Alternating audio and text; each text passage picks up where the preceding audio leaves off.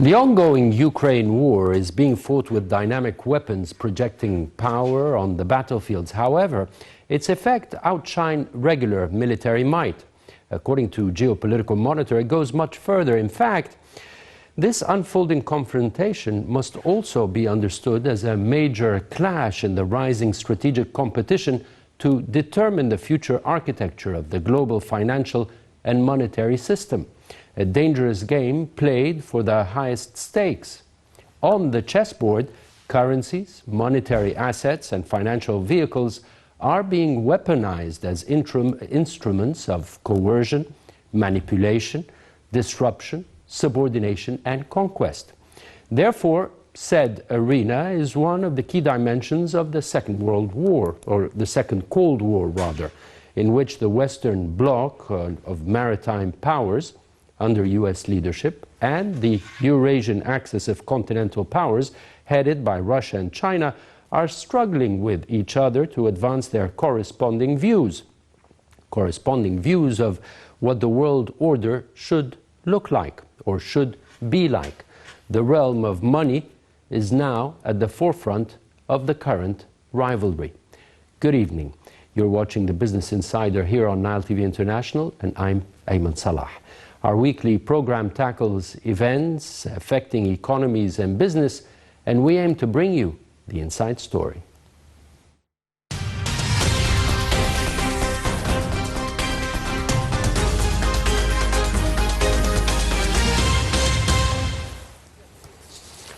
Welcome back. Let's start with the first news item for this week. Production inputs and raw materials will be exempt from the Central Bank of Egypt's rules requiring the vast majority of importers to use letters of credit or LCs to cover imports. The decision came after a meeting between President Abdel Fattah al-Sisi and the Cabinet's economic group, with a statement issued on Tuesday confirming that business will be permitted to use documentary collection to speed the payment for imported goods.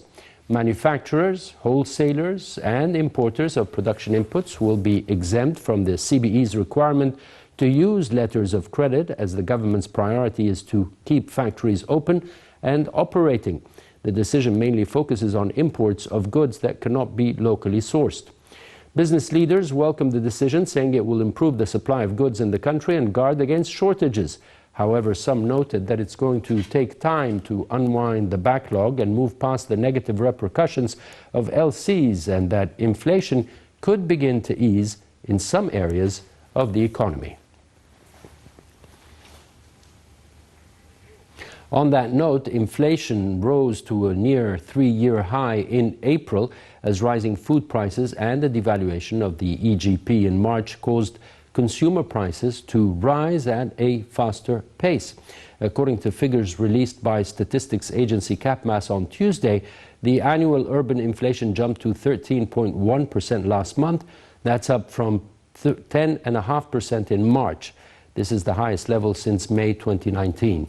Food prices, the biggest component of the basket used to measure inflation, rose 26% year-on-year from 19.8% in March, as supply shortages, global market volatility, and higher production costs drove significant cost increases. The figure was a surprise, as it was much higher than the estimated 11.8%. The April figure is significantly above the central bank's inflation target of 7% plus or minus 2%. This leads analysts to predict an interest rate hike next week when the CBE meets on Thursday to review rates.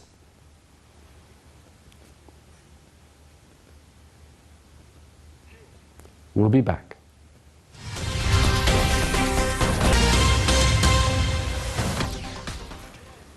Welcome back to the Business Insider. Tonight I have the pleasure to host Dr. Ibrahim Mustafa, an economic expert.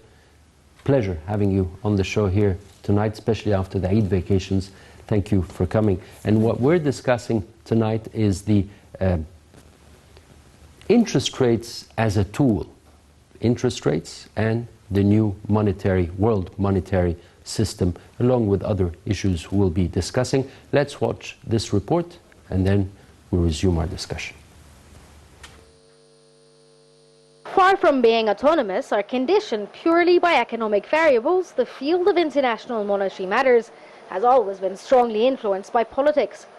Knowing this explains trends related to configuration of global monetary systems, currency internalization, the rise and fall of dominant reserve currencies, monetary competition, the fluctuation of exchange rates, and the denomination of prices for the commercial exchange of strategic commodities, along with the nature of international financial systems.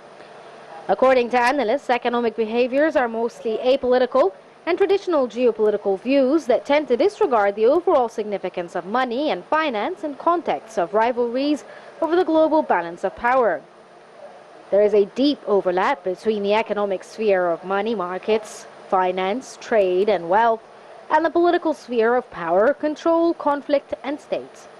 In this regard, the monetary universe is hierarchical and competitive domain whose behaviors are heavily interwoven with political realities associated with diplomatic alignments, war, consensual agreements, the structure of polarity, hard power, institutional frameworks of multilateral governance, and the evolution of global hegemony, security environments, imperial pursuits, asymmetric power dynamics, geopolitical phenomena, and reputational prestige.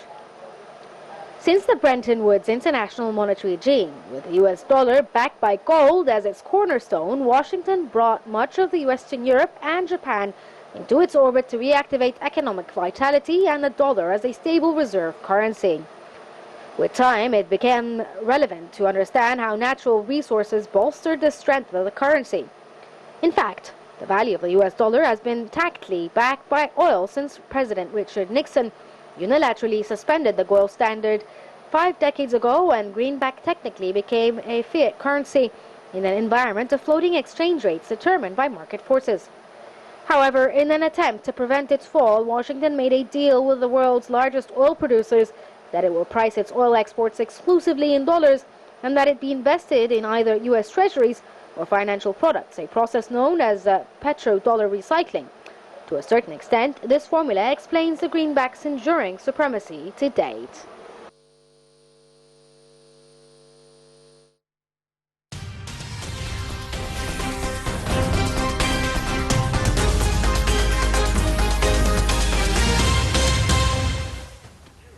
Welcome back to the Business Insider. Once again, allow me to welcome Dr. Ibrahim Mustafa, economic expert, and what we're discussing tonight are interest rates and the new monetary system. But before we delve into that topic, there's one item that took place, or one news event that took place this week, and that's the exemption of raw materials from the LC requirement, from the letters of credit requirement that was subject to much scrutiny and opposition by the business community.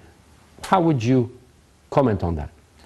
Let me say that, I would like to thank you for the introduction, and always you're getting me with hot issues as usual in the Business Insider, which means that it's very difficult, to get you the right and deep insight on each hot issue that you raise in your program. As you mentioned, regarding the LC issue that has been raised during the last 2 weeks, before the Eid and after the Eid, and we saw that the meeting that the President had with the economic group, ministerial group, discussing the repercussion of that, these instructions regarding the LCs that the CBE issued during the last few weeks. And these instructions actually affected the business community, as you said. And many of the business associations raised memos to the President, to the Prime Minister, raising solutions for these instructions, because this affected the production cycle itself. If you want to promote the private sector and to promote the local production, value addition of and promoting the Egyptian products, many of the manufacturers are importing the raw materials and the intermediate commodities, capital goods from outside. If you prevented them from having these goods to complete the circle of production, they will stop production and release many of the labor market. which that you don't need. A major component that you need, especially at this time. So it's if you, they should have. I mean, look back to the impact of that decision before being taken. I mean, and getting in a trouble that to fix the problem. This is very important to highlight that having stable policies and decrees regarding the business environment, whether investment or trade, is very important to any investor working in the market or expecting to enter the market. These are key messages that I want to deliver. I would like to thank the President Sisi for having this meeting and exempting the raw materials and the intermediate goods from LCE instructions. A very important development that took place, and hopefully will get the boat on the right track. All right, moving on from that, interest rates have come to the forefront, especially with the major developments that is taking place in Europe and in the world. And the US had raised the interest rates by half a basis point, then by another, and it is expected to do that 6 more times, which is affecting what we call the hot money in emerging markets. How is the interest rate and raising the interest rates in the US affecting the world at large? Let's go back, I mean, to 6 or 8 months before they raised the interest rate. You know, after getting out from Corona impact, the world witnessed a rising in the prices because of the energy shortage in that time. All the companies came from that COVID-19 time without having the full capacity, and they started to demand. I mean, the raw materials and the energy and other stuff to start production as to regain the production levels that they had before the COVID-19. And this raised the demand on these inputs, the energy and other stuff, and this caused, I mean, what we call an crisis in the supply chain itself. So the world couldn't meet the demand in that time, and that's why the prices got high. Then we witnessed the crisis, I mean, between Russia and Ukraine, that affected the whole countries and increased the whole prices, I mean, in the world, whether the strategic prices, I mean, in the food sector or in the energy sector. And we started to see that the inflation rates, I mean, the price is getting high, and you know that the inflation, I mean, the inflation rate is, the interest rate is one of the tools that is being used by central banks to combat the inflation. That's why, I mean, the federal bank, Reserve Bank in USA raised the interest rate twice, I mean, during the last 6 months. Because of the high inflation in the US. And they are expecting to have more, I mean, high prices in the future, and that's why, I mean, we will witness within, I mean, 5 or 6 times increase in the coming year. This affected, I mean, all countries are linked to the US dollar currency. That affected, I mean, many countries in the world, because the dollar, you know, this is dominant in the world trade and the financial system around the world. And all the trade, I mean, transactions are being executed by dollar, I mean, which is the main currency in the world. We have other currencies in the world, but it's the dominant currency in the world, affecting the financial order, world financial order. That's why, I mean, we witnessed, I mean, as you said, that the bonds, I mean, government bonds will witness high demand in countries that are increasing the interest rate on these bonds. That's why they are moving from the emerging markets to, again, to the US markets and other higher interest rates that are being applied in several countries. Because they see this as less of a risk. It's a hot money. That when you have, I mean, high interest rate in a certain area, you move to that area, moving from the low rate to the highest rate. So if we talk about emerging markets and the effects of raising the interest rates in the US, how have the emerging markets reacted? And why? Many of them have started to raise their interest rate as well. So we'll see the Gulf area raised the interest rates. Europe, I mean, I will not talk about Europe. I mean, talk about Asian countries raised the interest rates. Many Arab countries raised the interest rate. Egypt raised the interest rate. I mean, to cover, I mean, the cost of debt. Yeah, that's why, and to absorb the shocks that will come from the inflation. I mean, the prices that will get high. This is very important. I mean, when you look at this picture, you start to see many trends around. You start to use your financial and monetary tools that you have to decrease the impact of the inflation and the high prices in the market. I mean, this will affect the emerging markets that they are using the bonds in financing the budget. I mean, they will face challenges, I mean, because the cost of debt will be very high. They will face, I mean, the shortage even in the dollar, I mean, the revenues from dollar, because investors in the bonds will get out and to other countries. It will be a very big challenge. That's why countries in the emerging markets have to find other solutions, I mean, other financial solutions to increase the revenues as well as to rationalize, I mean, the expenses in the same times. When you rationalize the expenses, you rationalize the demand on dollar as well. So, focusing on Egypt, we have been issuing bonds, sovereign bonds, and our strength was the competitiveness and the real interest rates and the real inflation that was being portrayed. How is that affecting us?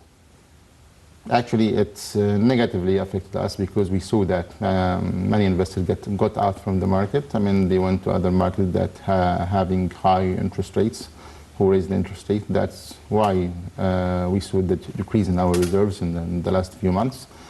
We were above 40 billion. Now we're around 37 US dollars reserves. That's why, I mean, we resorted to our friends in the region, I mean, to support the economic situation in Egypt, that we got some deposits from the Arab countries to be added to our reserves to sustain our financial position. And added to that, we released, we got out from some successful companies working in the Egyptian market. The government sold its shares in these companies to, as well as to maintain some revenues in US dollars as well. In addition to that, as a strategy that the government has adopted to gradually exit from certain economic activities as well. So these are the steps taken to face the exit of the hot money. In addition to that, to sustain, I mean, to keep the Egyptian purchasing power and their savings and what they have from their savings in the banks, the CBE gave, I mean, a tool that what we call some certificate with high interest rate, 18% deposit certificate, to help others support the Egyptians not to lose their purchasing power of their money. So, by giving 18% annual return on those certificates, you're basically making the difference between those interest rates and the real inflation rate, which at the end of the day will be around 4% difference. If as you mentioned in the beginning of your program, Kafna said that we exceeded 13% interest rate. Actually, we are around 15%, not 14-15%. I think we approached this percentage. So the difference is, as you said, 4%. I mean, to cover, I mean, this gap. The real interest, right? So, how, when looking at interest rates and having it being used as a tool in the monetary system around the world, how is that affecting the monetary system in the world? The monetary system which has been, which had the greenback predominant. Are we seeing changes to that? Actually, it's not. This issue, I mean, has deepened what you said, because I mean, if we refer back to 2018, when the governor of England Bank said that the dollar has become more dominant in the world financial system. And I see challenges coming from the cryptocurrencies to replace the dollar. That's why we have witnessed, in that area, the change in the money itself. The money types. As we mentioned that in the past, the money has moved from goods to gold, then to banknotes, then to credit cards, e-payments. All these, types of money, have changed the world financial system as well. And now we are currently talking about what we call the blockchain to replace the SWIFT from that part. On that note, yeah. Two of the very successful and renowned economists and business people, Warren Buffett is one, Talal Abu Ghazala is another, and they warned from cryptocurrencies and basically described them as gambling. We have different views about this. We have countries apply, and they had dual system between applying the cryptocurrencies as well as the traditional one, like Germany. Other countries, endorsed dealing with these cryptocurrencies, like some Latin American countries and one of the countries, African countries as well. Even in Europe, actually, it has been, spreading more than before. Having some countries in Europe start to have hubs in this system, like building a hub in Malta. Malta now has been focusing to be a hub for the transaction is being performed through the blockchain and cryptocurrencies. They want, to... But there's a difference between the cryptos that are being issued from countries, from central banks, and the cryptos that are currently Who pushed operational? the country to move to that? First, people push the countries to adopt this new change.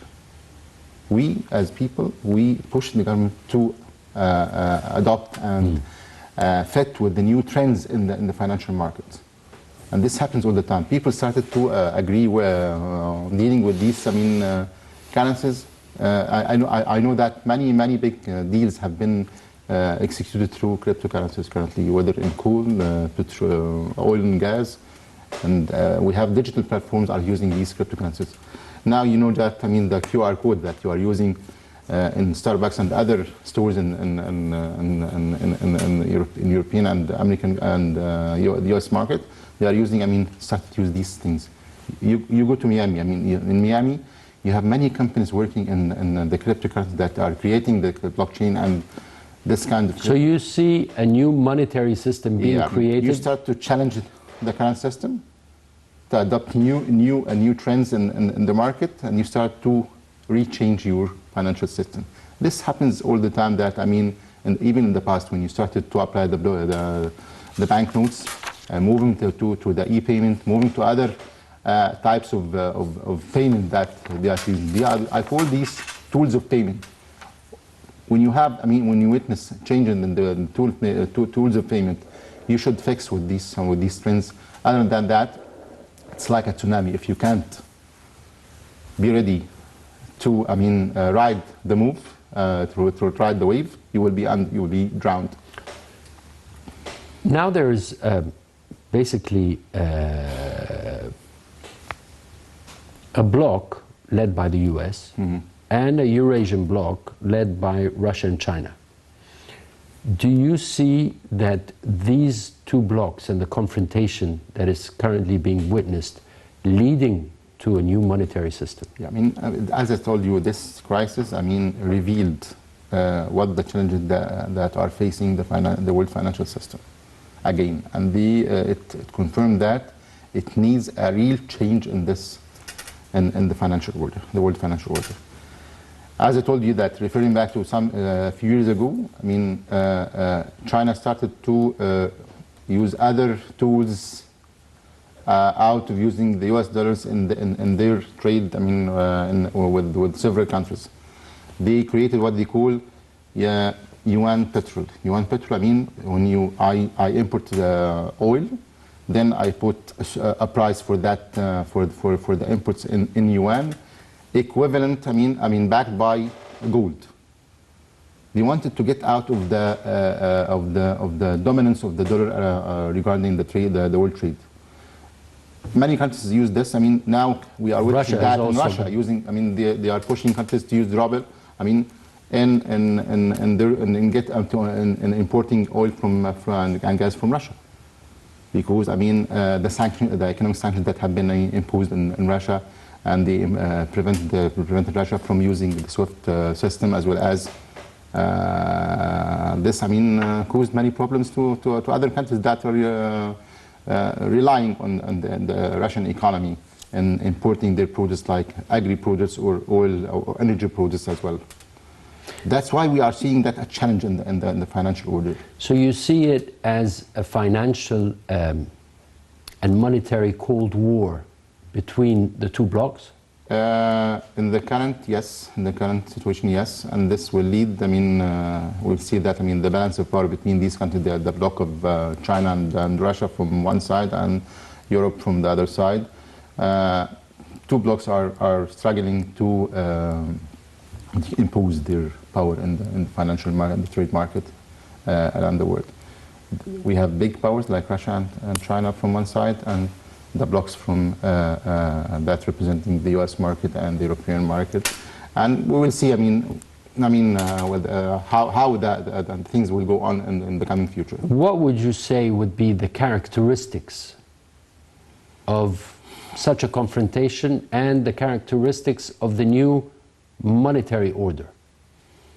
No one can expect what will happen, but depends on how sustainable and you can sustain your position facing these challenges as well. We saw that Russia has proved that it's still a very strong power, even regarding the political side, in addition to the economic side. I mean, now they are trying to control the privilege that they have in the commodities market, as well as I said, in the energy market, and the goods, in the food market, in the agri-food market. We are using our power to balance, to face the trend that we are facing from other blocs. I mean, this is a kind of what we call smart balance. How to use your potential, to keep your position, and to keep your interest in front of other competitors in the world. Who stands to benefit and who stands to lose? We will see both. I mean, from different sides. We will see benefits and losses for each bloc. I mean, whether the Chinese bloc or the European blocs, because I mean, it means how long this crisis will remain. This is very important. Who can sustain? Who can endure? No one can expect that what's coming in the coming future, because I mean, you see that the prices are getting high. The supply chain the crisis is getting deep now. You can't. I mean, the trade between. I mean, the two blocs are getting very difficult to get something from there or to export something to there. So I mean, we will see. Prices are rising. Consumers, manufacturers are raising their prices. We will see shortage in the produce, whether in the local market, regional market, and the international market. And this has been demonstrated with the announcement in Germany. Very, very important raw materials in the car industry coming from Ukraine. I mean, the IT sector, the strongest IT sectors are coming from Ukraine and Russia. Which sectors? IT sectors. I mean, regarding security solutions or things like that. You can't, I mean, just stop the world by having these sanctions. That it will take time, and both parties will sit down and negotiate to rebalance again the financial order. Going back to the local scene, how would you say the modus operandi needs to be run? In Egypt. What needs to be done in order to face such challenges? Really, it's a very difficult position, but having kind of flexibility, maneuvering tools, it will help us very much. Using our good relations with our Gulf countries is one of the keys that it's kind of just tool that you use. But for the long term or sustainable growth and development that you want to face, or the real challenges, you have again to focus on the industry and the agricultural sectors from one side, because these sectors are sustaining the economy when you have crisis. They are supporting the economy when you have crisis, because when you close the economy, where the products come from? From these main sectors. Most of the experiences around the world, they start with these sectors. They build their economy right, then to moving to other sectors like services, logistics, and financial, like what happened in Singapore, South Korea, Japan. All these countries started with these two sectors first. When you have these sectors are very strong, other sectors are coming to serve these sectors, like services, logistics, and financial, to pay the trade. All these stuff are coming to support, the main sectors. You were an advisor to ministers throughout your career. We're expecting an international press conference by the Prime Minister next week to announce the strategy to deal with the private sector, with the manufacturing sector, and the strategy to attract investments, whether local and foreign. What would be your advice? First of all, we need to continue enhancing the business environment and supporting the private sector. We should select certain prioritized sectors or sectors, yes, to promote. We're giving them some extra incentives to attract investors, whether from the region or from the international market. In addition to that, diversifying the resources of your income. You will still work on issuing extra bonds in the coming future to cover your, Won't they be costly? In the time, in the short run, it will be costly because the cost of debt is getting high. But because of the financial world circumstances, this will push all the countries that are in need to have quick financial support to get decent. You might also resort to international institutions to support your reform programs as well, getting some loans with interest rates. In addition to that as well, you need to enhance other resources that enhance the tourism sector as well. You have to encourage this with different solutions. You need to increase the tourists' number. You have to use your potential on this side. You have to diversify your tourist. Deregulation and tax incentives, are they on your advisory list? Yeah, this will be on this. As I told you, you have to prioritize the sectors that you want to promote and give them extra incentives, whether tax like a holiday or period for that. Or exempting from some taxes for just a short period, enhancing to support them, start production in very quick time actually. But you should not keep these incentives for a long time, just temporary, just to get these investors. Then you can, after a while, you start gradually release them. In addition to that, you should keep your policies stable as much as you can, because when an investor comes to your country, they calculate their, if you want to take a decision to invest in your country, they are calculating their inputs. One of these inputs, your policies and decrees that regarding affecting the business market. If you change the rules of the play, and this will affect their calculations. So you should put that in your mind, and why they are coming to Egypt, not other countries. You have to focus on this and being very competitive in dealing with such investors, because they are very smart. They are not, they are taking decisions upon certain criteria. You have to think like that. You have to speak the same language of the investor, locally, regionally, and internationally. Targeting specific, whether investment funds or companies directly, like what you had with Siemens when you have shorted in the energy years ago. Yes, I mean, you have to diversify your tools of promoting investments, like direct investment, direct targeting, or